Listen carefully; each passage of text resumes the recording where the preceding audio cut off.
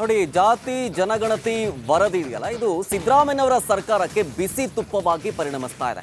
ಜಾತಿ ಜನಗಣತಿ ವರದಿ ಬಗ್ಗೆ ವೀರಶೈವ ಮಹಾಸಭಾ ಕಿಡಿಕಾರ್ತಾ ಇದೆ. ವರದಿ ಏನಾದರೂ ಜಾರಿ ಮಾಡಿದ್ರೆ ಉಗ್ರ ಹೋರಾಟವನ್ನ ಮಾಡಬೇಕಾಗುತ್ತೆ ಅನ್ನುವಂಥ ಎಚ್ಚರಿಕೆಯನ್ನ ಕೊಡಲಾಗ್ತಾ ಇದೆ. ಸಿದ್ದರಾಮಯ್ಯನವರ ಸರ್ಕಾರಕ್ಕೆ, ಅಂದ್ರೆ ಸಿದ್ದರಾಮಯ್ಯನವರಿಗೆ ಶಾಮನೂರು ಶಿವಶಂಕರಪ್ಪ ಸಂದೇಶವನ್ನ ರವಾನಿಸ್ತಾ ಇದ್ದಾರೆ. ಕೇವಲ ಶಾಮನೂರು ಶಿವಶಂಕರಪ್ಪನವರು ಮಾತ್ರ ಅಲ್ಲ, ಕಾಂಗ್ರೆಸ್ ವಿರುದ್ಧ ಬಿಜೆಪಿಯೂ ಕೂಡ ಟೀಕಾ ಪ್ರಹಾರವನ್ನ ಮಾಡ್ತಾ ಇದೆ.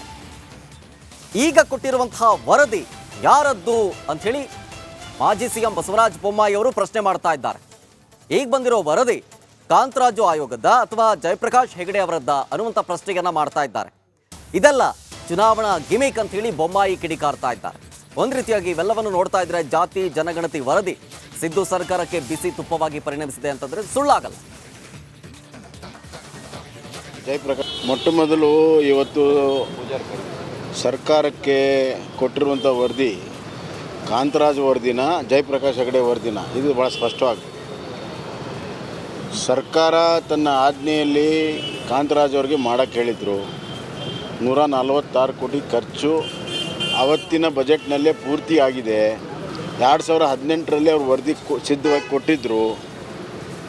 ಆದರೆ ಅವತ್ತು ಸಿದ್ದರಾಮಯ್ಯ ಅವರು ಅದನ್ನು ತೆಗೆದುಕೊಳ್ಳೋಕ್ಕೆ ತಯಾರಿರಲಿಲ್ಲ. ಯಾಕಂದರೆ ಚುನಾವಣೆ ಮುಂದಿತ್ತು ಅಂತ ರಾಜಕಾರಣಕ್ಕಾಗಿ ಅವತ್ತು ತೆಗೆದುಕೊಂಡಿರಲಿಲ್ಲ. ಈಗ ಮತ್ತೆ ರಾಜಕಾರಣಕ್ಕಾಗಿ ಚುನಾವಣೆ ಲೋಕಸಭಾ ಮುಂದಿರುವಂಥ ಸಂದರ್ಭದಲ್ಲಿ ಜಯಪ್ರಕಾಶ್ ಹೆಗಡೆ ಅವ್ರ ಕಡೆಯಿಂದ ತೊಗೊಂಡಿದ್ದಾರೆ. ನಾನು ಸ್ಪಷ್ಟೀಕರಣ ಕೇಳ್ತಾ ಇದ್ದೇನೆ, 2 ಸ್ಪಷ್ಟೀಕರಣ. ಒಂದು, ಇದು ಕಾಂತರಾಜ್ ವರದಿನ ಅಥವಾ ಜಯಪ್ರಕಾಶ್ ಹೆಗಡೆ ವರದಿನ. ನಂಬರ್ 1, ಕಾಂತರಾಜ್ ವರದಿಯ ಆದೇಶ ಏನಿದೆ ಅದು ಶೈಕ್ಷಣಿಕ ಮತ್ತು ಸಾಮಾಜಿಕವಾಗಿ ಯಾವ್ಯಾವ ಜಾತಿಯ ಪರಿಸ್ಥಿತಿ ಏನಿದೆ ಅಂತ ತಿಳ್ಕೊಳ್ಳೋದಕ್ಕೆ. ಜಾತಿ ಗಣತಿ ಅಂತಿಲ್ಲ.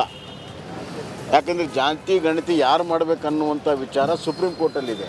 ಕೇಂದ್ರ ಸರ್ಕಾರಕ್ಕೆ ಅಧಿಕಾರ ಇದೆಯೋ ರಾಜ್ಯ ಸರ್ಕಾರಕ್ಕೆ ಅಧಿಕಾರ ಇದೆಯೋ ಅನ್ನುವಂಥದ್ದು ಸುಪ್ರೀಂ ಕೋರ್ಟಲ್ಲಿ 6 ಕೇಸುಗಳಿದ್ದಾವೆ.